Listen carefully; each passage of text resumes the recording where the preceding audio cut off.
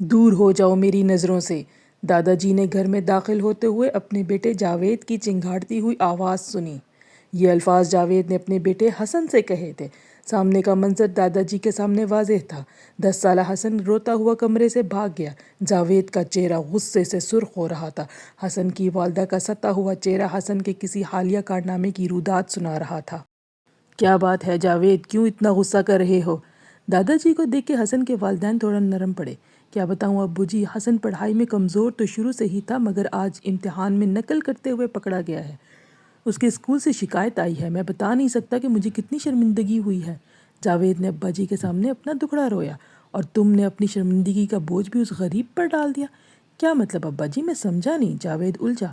تم نے یہ نہیں سوچا کہ بچہ کتنی مشکل میں ہے؟ ایک تو اس سے پرچہ حل نہیں ہو پایا، پھر معاشرے اور ماں باپ کا دباؤ الگ، سرخرو ہونے اور مار پیٹ سے بچنے کے لیے نقل کا سہارا لینے کی کوشش کی، اس میں بھی ناکام۔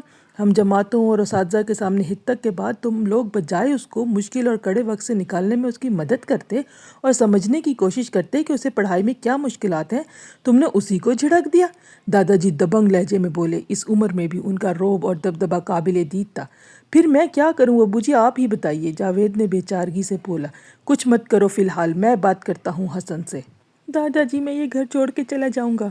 حسن دادا جی کی گود میں سر رکھ کر بلک بلک کر رو رہا تھا۔ میں سمجھتا ہوں تمہارے غصے کی وجہ۔ دادا جی اس کے بالوں میں انگلیاں پھیرتے ہوئے میٹھے لہجے میں بولے۔ وہ اس کے دل کا غبار نکلنے کا انتظار کر رہے تھے۔ آج میری اسکول میں اتنی بےعزتی ہوئی ہے کہ میرا جی چاہ رہا ہے کہ میں مر جاؤں۔ مجھے نہیں سمجھ آتا کہ اساتذہ کیا پڑھا رہے ہیں۔ مجھے پڑھائی میں دلچسپی محسوس نہیں ہوتی، کھیلنے میں مزہ آتا ہے، پڑھتے وقت نیند آ جاتی ہے، میں کیا کروں؟ بے بسی حسن کے لہجے سے آیا تھی۔ میں ایک ناکام انسان ہوں، میں کیوں ہوں اس دنیا میں زمین پر ایک بوجھ ہوں۔ حسن اب خود ترسی کی کیفیت میں جا رہا تھا۔ کیا تمہیں ایسا لگتا ہے کہ جو بچہ امتحان میں اچھے نمبر لیتا ہے صرف وہی کامیاب ہے؟ دادا جی نے اس کے آنسو پونچھتے ہوئے دریافت کیا۔ جی سب ایسا ہی کہتے ہیں، حسن نے معصومیت سے جواب دیا۔ پھر تو میں بھی ایک ناکام انسان ہوا۔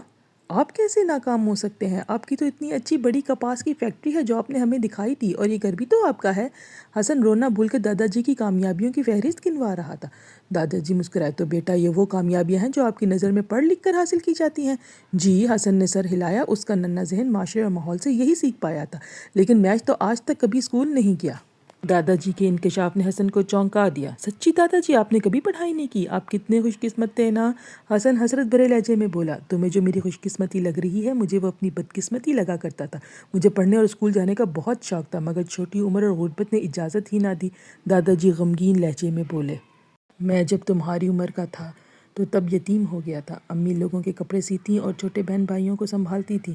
میں سبزی منڈی میں سبزیوں کی بوری اٹھانے اور رکھنے کی مزدوری کیا کرتا تھا۔ حسن دونوں ہاتھ گالوں پہ ٹکائے دادا جی کی بات غور سے سن رہا تھا۔ یہ سردیوں کے دنوں کی بات ہے۔ ایک رات بہت تیز بارش ہوئی۔ صبح اٹھا تو دیکھا کہ ماں جی بخار میں تپ رہی ہیں۔ گھر میں دوا دارو کے پیسے نہ تھے۔ فوراً منڈی پہنچا اور مالک سے کچھ پیسے مانگے، مگر انہوں نے بے عزت کر کے رکھ دیا اور کہا کہ میں بہانہ بنا رہا ہوں۔ خون کے گھونٹ پی کے چپ چاپ کام پر لگ گیا، مگر غم اور غصے سے برا حال تھا۔ اس دن سیٹھ کو جب ایک سودے کے پیسے ملے تو مجھ سے رہا نہ گیا۔ سوچا کہ رب کی تقسیم میں کتنی ناانصافی ہے۔ میں روپے روپے کے لیے ترس رہا ہوں اور دوسری جانب مٹھیاں بھر بھر کے پیسے وصول کیے جا رہے ہیں۔ بس پھر کیا تھا، میں نے آنکھ بچا کر پیسے چرا لیے۔ دادا جی نے پہلو بدلا، ایک ہی رخ پہ بیٹھے تھک گئے تھے۔ کیا چوری؟ دادا جان آپ نے چوری کی؟ حسن اچھل پڑا۔ جی بیٹا، اس وقت عقل سمجھ کام کرنا چھوڑ گئی تھی، لیکن میری قسمت کے پکڑا گیا۔ دادا جی نے کمر بستر کی پشت پہ ٹکائی۔ پھر کیا ہوا؟ حسن نے بے صبری سے پوچھا۔ پھر ایک تماشا لگا۔ سیٹھ نے بھرے بازار میں مجھے رسوا کیا، بہت ذلت اٹھائی، شاید تھوڑی بہت مار پیٹ بھی کی تھی، مگر روح کے زخموں کے سامنے ان کی کوئی اہمیت نہ تھی۔ دادا جی جان کی آنکھیں آج بھی وہ دن یاد کر کے بھیگی۔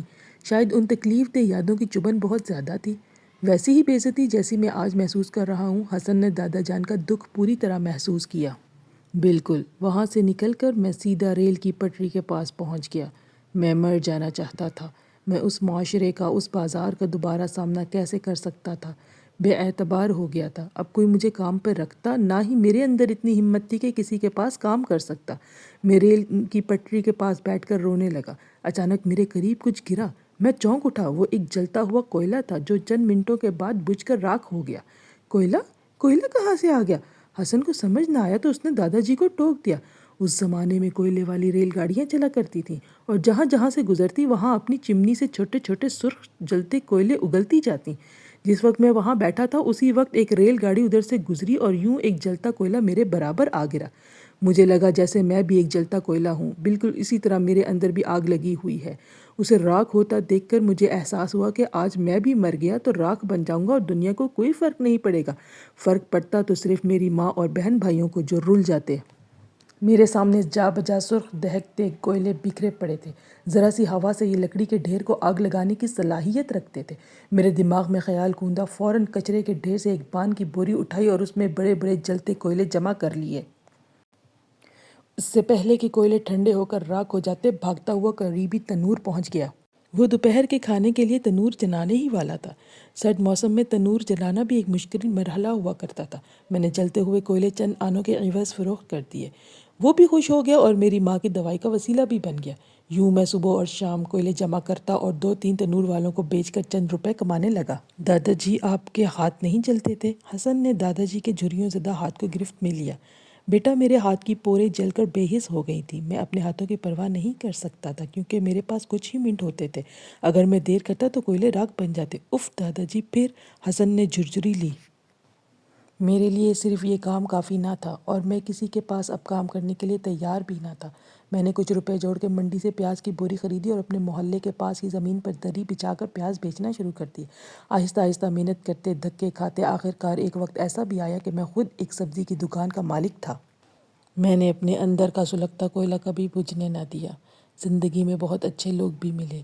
جوانی میں ہی مجھے موقع ملا ایک چھوٹی کپاس سے بنونا نکالنے والی فیکٹری خریدنے کا۔ اللہ نے اس میں بہت برکت ڈالی اور میں نے گھر بھی بنا لیا۔ بیٹا، میں کبھی اسکول تو نہیں کیا، مگر میں نے زندگی سے بہت سے سبق سیکھے ہیں، جن میں سے ایک یہ ہے کہ اپنے ساتھ کام کرنے والے ملازمین کو عزت دو اور مشکل وقت میں جہاں تک ممکن ہو سکے ان کے کام آؤ۔ اور سب سے اہم سبق جو میں نے سیکھا ہے وہ یہ ہے کہ کسی کو بھی غلط کام کرتے پکڑو تو پہلے پڑتال کر لو کہ اس کے پیچھے کون سی مجبوری چھپی ہے۔ بروقت مجبوریاں ختم کر دی جائیں تو ہو سکتا ہے ہم کسی انسان کو غلط راہ پہ بھٹکنے سے روک سکیں۔ مجھے اپنی غلطی کی سمجھ آ گئی ہے، حسن کے والد کی آواز نے دونوں کو چونکا دیا۔ اس کے والدین جانے کب سے دروازے کے پیچھے کھڑے ان کی گفتگو سن رہے تھے۔ حسن بیٹا، آج سے ہم ایک نیا آغاز کرتے ہیں۔ میں خود تمہارے ساتھ اسکول جاؤں گا اور اساتذہ سے بات کروں گا۔ جاوید کی بات سن کر دادا جی مسکرائے۔ اور آئندہ سے میں تمہیں خود پڑھاؤں گی اور جو نہ سمجھ آئے وہ بے جھجک پوچھ لینا، حسن کی والدہ نے مسکراتے ہوئے کہا۔ حسن بیٹا، کبھی کبھی میں سوچتا ہوں کہ اگر اس دن میرے ساتھ یہ واقعہ پیش نہ آتا تو شاید آج میں بھی کہیں مزدوری کر رہا ہوتا اور اگر اپنے اندر کی آگ سے مثبت توانائی پیدا نہ کرتا تو راکھ کا ڈھیر بن گیا ہوتا۔ آج جو تمہارے ساتھ ہوا اس سے تم چاہو تو اپنے آپ کو تباہ کر دو اور چاہو تو اجالا بن کے 400 روشنی بکھیر دو۔ دادا جی، میں وعدہ کرتا ہوں آئندہ کبھی مایوسی والی باتیں نہیں کروں گا اور ایک کامیاب انسان بن کے پوری دنیا کو حیران کر دوں گا۔ حسن کے لہجے میں ایک نئی امید اور نیا ولولہ جگمگا رہا تھا۔ وہ اپنا خوف اور مایوسی مار چکا تھا۔ اس کی زندگی کی کتاب کا نیا باب شروع ہونے جا رہا تھا جو اسے پر اعتمادی سے بھرنا تھا۔